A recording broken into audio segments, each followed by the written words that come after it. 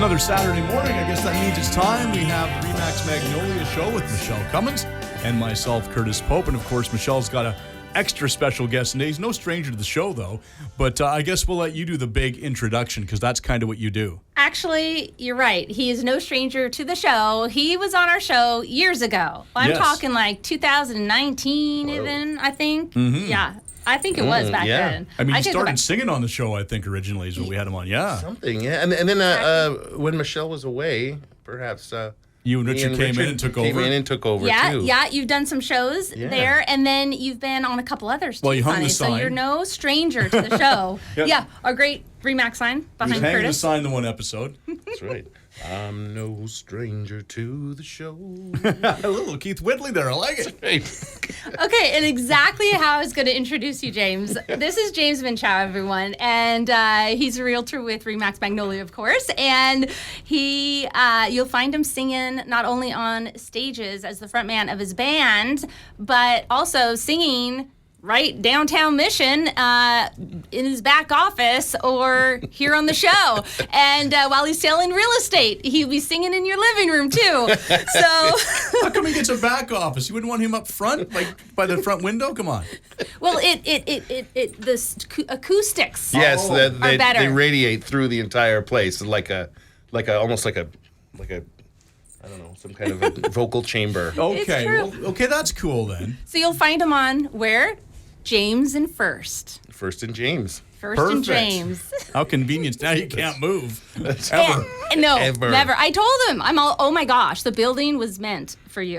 Mm-hmm. It's got his name written all over it. And his hashtag, is the best day ever, right? Best day ever. Day ever, yes. Hashtag best day ever. Best day ever. He's got a great one there. Because pretty much every day is the best day ever. Yeah, search for that and you'll find James all over social media. So we're here today, our first segment, and we're going to get to know James Minchau. So first I've got some wheres, some whats, and maybe a couple whys for you, James.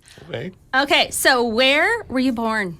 I was born just miles away in Surrey. So I wasn't really born anywhere like exotic. Like I wasn't born in across the sea. But I was Surrey. I mean, I'm a local boy. Local is good. Yeah. You know exactly what the Fraser Valley has to offer, the Lower Mainland. Absolutely. And all around. Yeah. So where did you where did you go to get? Because you were born in Surrey. Yeah. You were raised in Cloverdale, Surrey area. Yeah, Cloverdale, Langley. Yep. Hot Rod was like pretty much Hot Rod, your backyard. That was great. Yeah, we were in all the same streets as those cool cats. So with all the hustle and the bustle and the busyness of real estate life, and you have a couple children, few children, and you homeschool you and your beautiful, wonderful, awesome, creative, and full of character wife, and and so where do you go to get away from it, to get some downtime? Like where do you go to get away? I have a soundproof music studio. And so I've conveniently placed my home office in the soundproof music studio. I climb up the stairs to my sort of above garage room where it's fully soundproofed and sound conditioned, and I close the door and I hear nothing.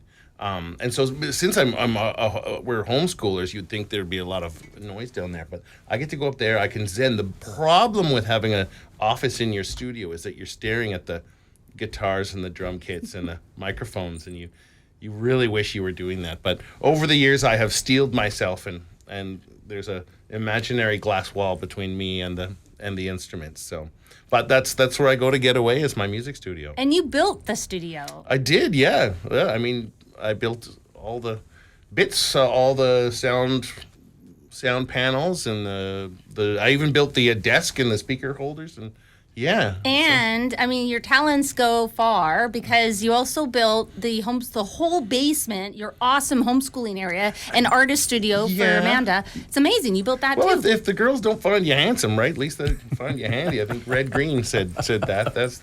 That's my not my quote of the day, but that is a quote. But yeah, I mean, you do what it takes. For years of being broke, you learn to you've learned over the years to be handy and get your work going. And so, that improves your work ethic. So as you have to do something, you learn that you just can do something. And that's the nice thing is when you look at houses for your buyers, whatever their goals are and their wants and their needs, you can kind of see it. You can go, well, this isn't as hard as you think it is going to be to create the space. Yeah, nothing is as hard as you think it is, and nothing takes as long as you think it's going to be. Like, almost nothing. Like, anytime you have that rental project that you want to do, you think to yourself, oh, no, I'm not going to do it. I'll do it next month. But when you get down to it and you start doing it, you realize nothing takes as long as you actually think it's going to take. You went, oh, is that all it was? It's not as overwhelming. Yeah, I've been putting that off for months, but literally that took like 3 afternoons to get this, flooring done in the master bathroom or something like this. So I've learned over the years that you just get down to work and you do the work, and when you do the work, the results happen. So. And now you're living in the Abbotsford area? I am. I love it here. Yeah, I was going to say, what is your favorite thing about living in Abbotsford? Well, the traffic. I lived in Langley for years and years. And so you come to Abbotsford, and it's a big place. It's a lot of people here, but yet I've never been like shaking my fist at the traffic. You'll drive from Abbotsford to Mission. There's never a traffic jam.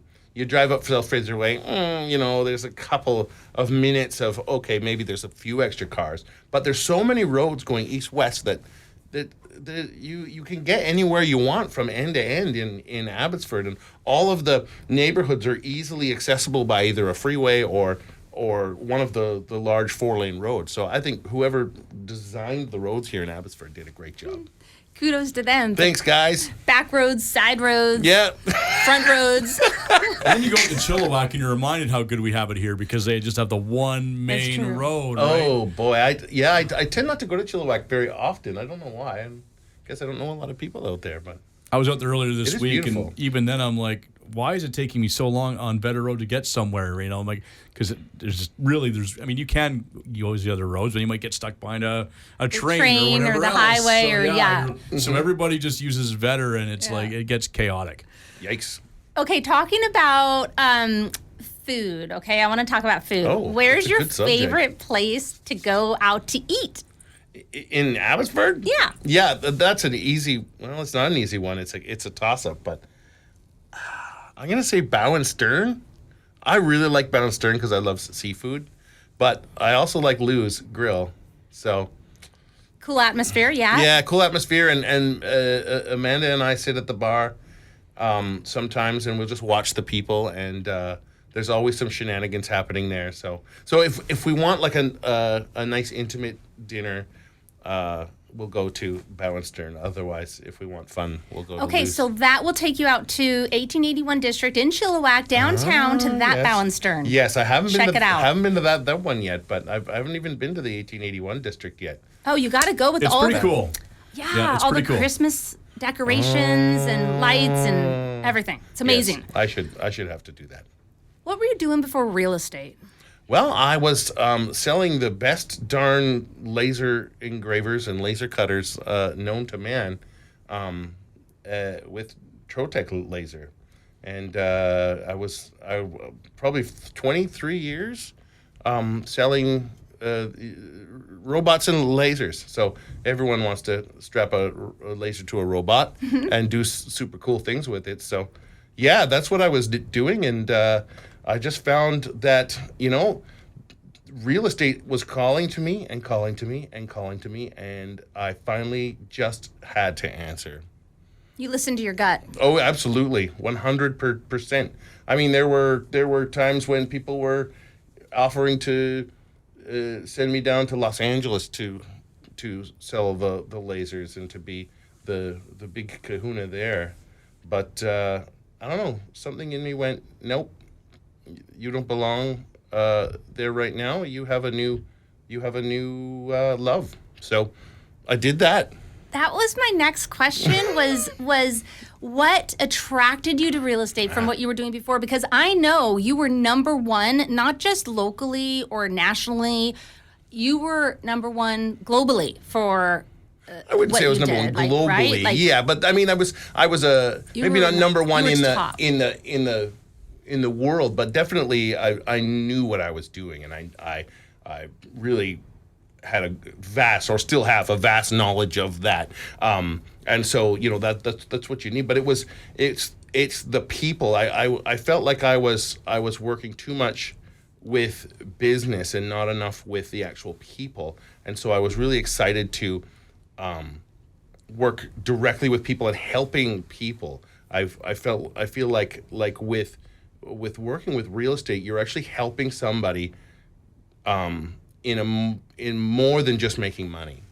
So there's that part of it, the investment properties and things like this, but you're doing more than just that. You're helping, helping people find something that will mold their lives, that will help them get, better in their lives and more fulfilling. So with that, I mean, it's the people, it's the connections, it's the relationship. It's a relationship business, and you love that part of it. And yes. Would you say, because I wanted to ask, what's one of your favorite things about the business? What's one of the things that you love about it? Because you've already answered pretty much that. It's the people, but can you dive into it a little further? One of your favorite things you love? I mean, it's so far. it's showing up with somebody, and I did this earlier this year. Is showing up with somebody after sort of helping them find all the information about their property. And then I was actually like a detective at one point, because there was some problems with finding, some insurance or something like this. And I was calling into different cities, people to try to find information on how this property was built, or how it was insured before, and trying to put the pieces together. And in the end, finally having those pieces click and having the person go, you did it. You made that happen. Thank you so much. And like, it was like a detective, I guess, sort of that same thing. And then, but having just the appreciation from a person who's going to live there, that's going to be their place of life, where they have a family, or where they have, their whole life is centered around. And I had a part of that. So it's really helping in a more human way, I suppose, and less of a robots and lasers way. All the behind the scenes that people don't really know or get, or maybe they don't think of. I know I didn't. It was like, oh, okay, yeah, here, list my place. Oh, it got sold. Great. That was easy.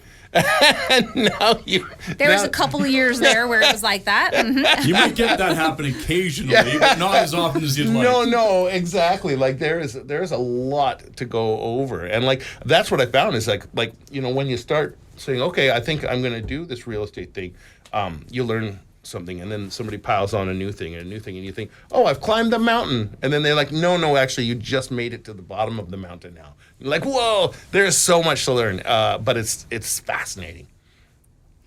I love it. Yeah. So the last question I have for you right now, before we go on break, and then we're going to come back and some exciting things that you have to share with our listeners. Sure. And I'm just going to step out, but I was wondering, what is one of your proudest maybe moments or proudest things in your life so far? I mean, you probably have a few, but yes, what's one thing you can think of? A proudest moment? Yeah. Wow. Okay. Or most memorable? Yeah, I mean, building of little babies aside, because everyone's going to say that. We don't want to. That's not as entertaining as that. And that's kind of a given too. The kids, we take the kids out. Exactly. Your boys. Yeah. I mean, yeah. Gosh, sorry. Okay, she sprung that on you. Didn't give you any warning. No, but that's okay. I mean, actually, getting my real estate license, I gotta say it was really, really tough, and super fulfilling, and something that I can sort of hang on my wall and say, you know what, I did that, through everything that I needed to do, and like being a busy worker and a busy dad and musician and things like this, I got that done and I did it. I went, wrote the test and got licensed. Yeah, and you passed the first time and with really good percentage. Yeah, I mean, it was 82% most or realtors, something? I mean, there's 30% pass and wow. just barely. The numbers are around there. And then so it's tough. It's one of the toughest tests is our BC tests. Wow. And California. For all really? from North America, yeah, we have the hardest test. So kudos for you because you passed with flying colors. Yeah, I mean that I gotta say that was probably it. Nice. That was probably it was one of them anyway. Nice. That seems like a fair one, I think. I suppose so. Yeah, if it's that hard to do the test. Certainly. It'd probably take me 10 or 12 times to get it right. So, well, we should probably take a break here, Michelle. So if people want more information and want to see your listings, see James's smiling face on a website, where can they go? You can come walk on the streets of downtown Mission to see our listings in the window, or you can actually quickly go online to RemaxMagnoliaRealty.com. All right, we're back with more right after this.